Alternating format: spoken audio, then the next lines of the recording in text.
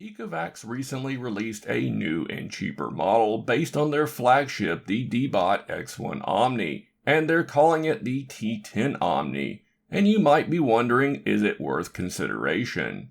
My name is Jamie Andrews, and in this video I am going to highlight the slight differences in this new model and put it through a series of tests to help you decide if it's worth getting over the more expensive X1 OMNI. Before we dive in, I must tell you these robots are so similar, I only plan to cover the differences in this video. For a complete review, refer to my full review video of the X1 OMNI, which I will link above and below in the description. So first, what exactly are those slight changes that make the T10 different from the X1? The first major change is a lack of an onboard water tank for the robot itself. The X1 OMNI has an 80 milliliter onboard water tank, which is refilled by the dock each time it goes back to the dock and drops water on the mopping pads while it is mopping, whereas the T10 OMNI relies on going back to the dock more frequently to re-wet the mopping pads. In the app for the T10, you have 3 choices for wetness of the mopping pads when it leaves the dock.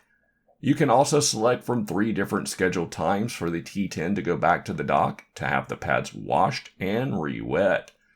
This is design I have seen on other robots like the Dreamy W10 and are viable options since it has a dock that washes the mopping pads. Ecovacs thankfully also updated the pads on the T10. They're using the same pads I highlighted in my previous video where I tested similar pads with the X1 and found it improved the mopping performance over the ones that it came with. I'll leave a link to the video in the description. The second change is with the object avoidance system up front, which Ecovacs calls AIVI 3.0, which is different from the AIVI 3D on the X1 due to the lack of lasers to help aid the front camera in detecting objects. Lasers work well in low light areas and are also able to detect physical objects in the path, whereas the camera can only identify what it can see.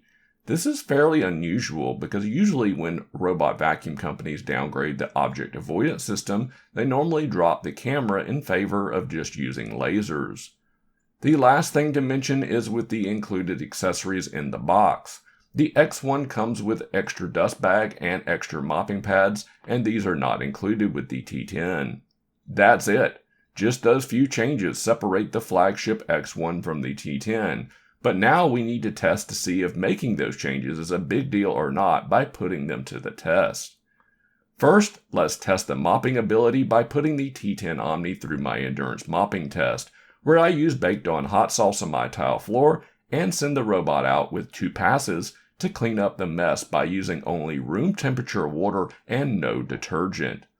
I set the mopping pad wetness to high for this test, and I was fairly shocked at how well it cleaned the stains. It might be because the mopping pads are different from the X1, but this is one effective mop, clearing 100% of the hot sauce after 2 passes. I also dried the pads and tested again with the pad wetness set to low, and while it did not clear the stain as quickly, it did clear 100% of it after 2 passes. I expect most people will set the water level to normal. Your test will vary depending on floor types, but I feel setting the cleaning interval to 10 minutes for it to go back to the dock to re-wet the pads was the longest interval I would do. At the 9-minute mark, you can see here the pads were getting very dry. You could also set it to every 6 minutes, but at this point, you're going through a bunch of battery, water, and cleaning solution. Also to note, if you have wood floors, I would caution you against setting the pad wetness to high, as it puts a bit too much water on the pads, which ends up on your floors right after leaving the dock. For those who are curious about the way it controls how much water is left on the pads when the robot leaves the dock, it's based on the amount of time it spends the mopping pads on those dock scrubbers.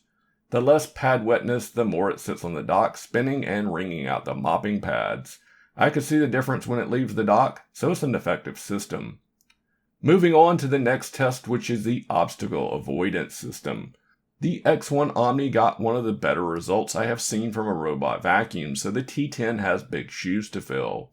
Like the X1, the T10 does a good job of avoiding cords along with other usual objects, but unfortunately it collided with the fake animal waste. I ran a separate test with 2 different shape samples and it ignored both of them. It also collided with it when I tested it on my carpet in my bedroom, which does not have random color patterns like my rug.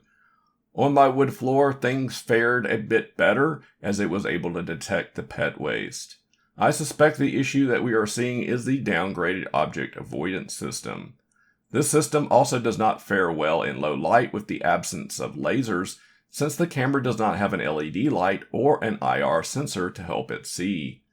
All other specs and features of the T10 are nearly identical to the X1, which is great news, as the X1 scored really high in both of my vacuum tests. The T10 OMNI is a decent choice for people with hard floor surfaces, especially tile or vinyl. People with wood floors should spring for the X1 due to the better controlled water system. I was blown away at how well the system mopped my floors, and vacuuming is one of the best tested to date. The object avoidance system worked just as well as other systems on the market and is still one of the only systems to avoid most cords in my home. If you have pets who frequently have accidents in the house, I'd take a look at the X1 instead. The only real gripes I have about the T10 exist with the X1 as well, which are the app frequently freezes, requiring you to have to go out and back in to see the robot's progress. The navigation also struggles to figure out what to do when it needs to navigate around rugs, since the system does not feature lifting mopping plates. Here you can see in this video it is trying to go back to the dock after mopping my entryway, and while there is a way around, it insisted on going this way, where other robots would have tried a few times and then gone a different way. Yes, it really did push my rug out of the way to get by. It also did the same in my living room, where there is a narrow path for it to escape. Hopefully Ecovacs will come out with a model that has a lifting mopping pad system in the future, or fix the robot's logic to keep it from repeating the same route over and over. I should also mention I had several issues with the dock sink, giving me an error saying it was full and it could not drain. And I traced it back to the filter in the dock base being clogged with hair, so make sure you remove this part and clean the debris from it frequently. I hope this video helped highlight the changes with the T10 OMNI, and I will leave a link to purchase in the description below. As always, thanks for watching everyone, and take it easy. Bye-bye.